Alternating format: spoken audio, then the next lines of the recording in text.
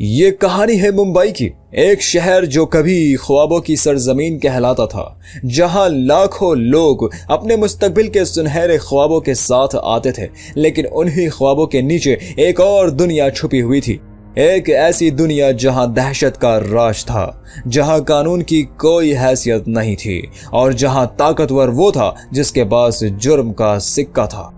یہ ہے Mumbai under world کی کہانی، جس نے ممبئی کو عالمی سطح پر ایک دہشت زدہ شہر بنا دیا۔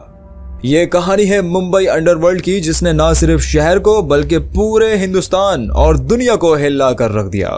حاجی مستان، کریم لالا اور داؤد ابراہیم جیسے نام تاریخ کے صفحات میں دہشت کا نشان بن گئے۔ آئیے ایک نظر ڈالتے ہیں کہ کیسے ممبئی انڈر ورلڈ نے ترقی کی اور کس طرح یہ عالمی مافیا کا گڑھ بنا۔ انفو ٹرینڈ ٹی وی کے تمام دیکھنے والوں کو السلام علیکم۔ دوستوں، 1950 کی دہائی ممبئی میں ایک دلچسپ اور خطرناک دور تھا۔ یہ وہ وقت تھا جب حاجی مستان نے اسمگلنگ کی دنیا میں قدم رکھا اور ممبئی کی انڈر ورلڈ کو ایک نئے عروج پر پہنچایا۔ حاجی مستان ایک نچلے طبقے کا شخص تھا، لیکن اس کے خواب بڑے تھے۔ اس نے ممبئی کے ساحلوں سے سونا، الیکٹرانکس اور غیر قانونی سامان اسمگل کرنا شروع کیا اور جلد ہی اسمگلنگ کا بادشاہ بن گیا۔ حاجی مستان کا انداز منفرد تھا، وہ ہمیشہ سفید لباس میں ملبوس ہوتا، جس سے اس کی شخصیت ایک شاہانہ رنگ میں ڈھل جاتی تھی۔ اس نے اپنی دولت اور طاقت کا استعمال بالی ووڈ کی فلم انڈسٹری میں بھی کیا۔ حاجی مستان نے فلم انڈسٹری کے بڑے ناموں کے ساتھ تعلقات بنائے، جیسے امیتابھ بچن اور دلیپ کمار۔ یہ تعلقات نہ صرف اس کی شہرت میں اضافہ کرتے بلکہ اس کی مجرمانہ سرگرمیوں کو بھی تقویت دیتے۔ حاجی مستان کا ایک اہم کارنامہ یہ تھا کہ اس نے اپنی مجرمانہ سرگرمیوں کو عوامی خدمت کی شکل میں پیش کیا۔ اس کا دعویٰ تھا کہ وہ غریبوں کا خیر خواہ ہے اور اس نے اپنی دولت کا ایک حصہ غریبوں میں بانٹنا شروع کیا، جس کی وجہ سے اس کو عوام کا ہیرو کہا جانے لگا۔ لیکن اس کے پیچھے چھپے تھے خوفناک جرائم جو اس کی سلطنت کو مضبوط کر رہے تھے۔ 1960 کی دہائی میں جب حاجی مستان سمندر کے راستے اپنے کام میں مصروف تھا، ممبئی کی زمین پر ایک اور شخص کا راج شروع ہو چکا تھا، کریم لالا۔ کریم لالا کا تعلق افغانستان سے تھا اور وہ ایک پٹھان قبیلے کا فرد تھا۔ ممبئی میں قدم جمانے کے بعد اس نے کچی آبادیوں اور زمین کے قبضوں میں اپنا راج قائم کیا۔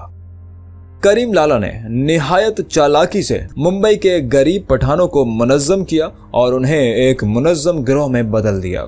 اس نے پٹھان برادری کو ممبئی کے جرائم پیشہ نیٹ ورک کا حصہ بنایا اور اس کا گروہ بلڈر مافیا، زمینوں کے قبضے اور غیر قانونی سرگرمیوں میں ملوث ہو گیا۔ کریم لالا کا خاص طریقہ یہ تھا کہ وہ اپنے دشمنوں کو بے رحمی سے ختم کر دیتا، لیکن عوام میں اس کی شبیہ ایک نرم دل انسان کی تھی جو لوگوں کی مدد کرتا اور انہیں انصاف دلاتا۔ یہی بات اس کو ممبئی کی کچی آبادیوں میں عوامی حمایت دلاتی تھی۔ 1970 کی دہائی میں حاجی مستان اور کریم لالا کے درمیان ایک خاموش اتحاد قائم ہو چکا تھا۔ دونوں نے اپنی طاقت اور اثر و رسوخ کو بڑھانے کے لیے ایک دوسرے کا ساتھ دیا، لیکن یہ اتحاد زیادہ دیر نہیں چلا۔ حاجی مستان اور کریم لالا کے درمیان اختلافات پیدا ہونے لگے، جس کی وجہ سے ممبئی کی انڈر ورلڈ میں ایک نئی جنگ کا آغاز ہوا۔ یہ اختلافات زیادہ تر طاقت اور کنٹرول کے حوالے سے تھے۔ حاجی مستان اپنی اسمگلنگ کی سلطنت کو بڑھانا چاہتا تھا، جبکہ کریم لالا زمینوں پر کنٹرول حاصل کرنے میں دلچسپی رکھتا تھا۔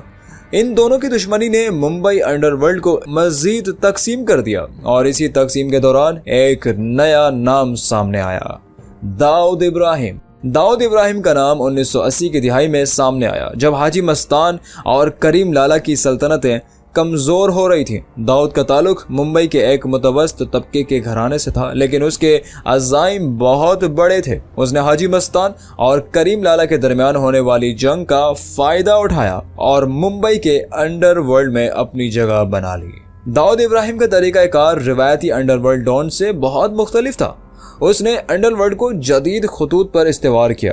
اور جرائم کو بین الاقوامی سطح پر لے جانے کی کوشش کی۔ داؤد نے ڈی کمپنی کی بنیاد رکھی جو منظم جرائم، اسمگلنگ، منشیات فروشی اور بین الاقوامی دہشت گردی میں ملوث ہو گئی۔ داؤد کا نیٹ ورک نہ صرف ممبئی میں بلکہ دبئی، پاکستان اور دنیا بھر میں پھیل گیا۔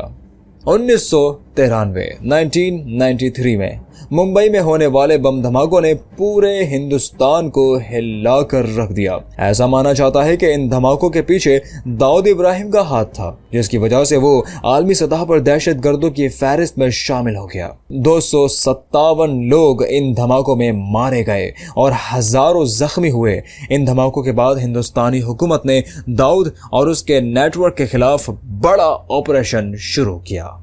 دھماکوں کے بعد داؤد ابراہیم نے ہندوستان چھوڑ دیا اور دبئی میں پناہ لی۔ وہاں سے اس نے اپنے جرائم کا نیٹ ورک مزید پھیلایا اور وہ خود دبئی منتقل ہو گیا۔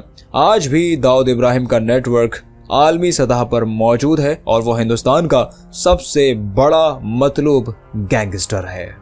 1980 کی دہائی میں انڈر ورلڈ اور سیاستدانوں کے درمیان گٹھ جوڑ مزید گہرا ہو گیا تھا۔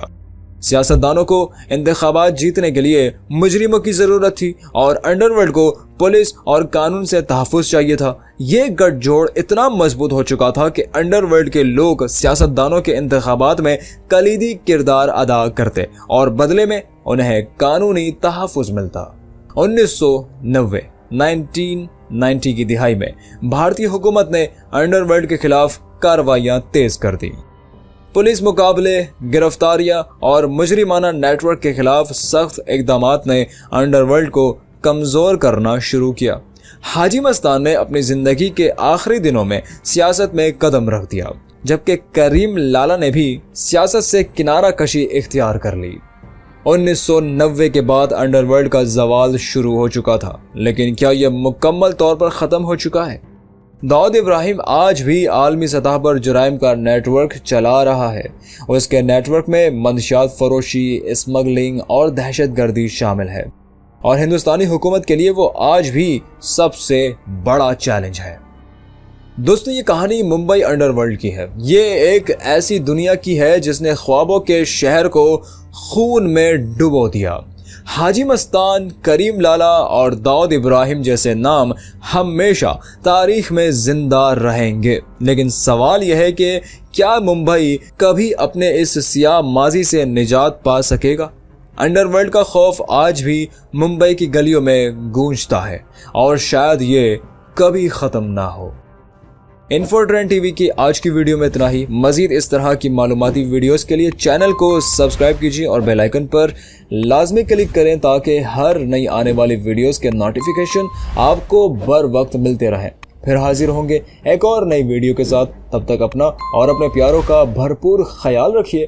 اللہ حافظ۔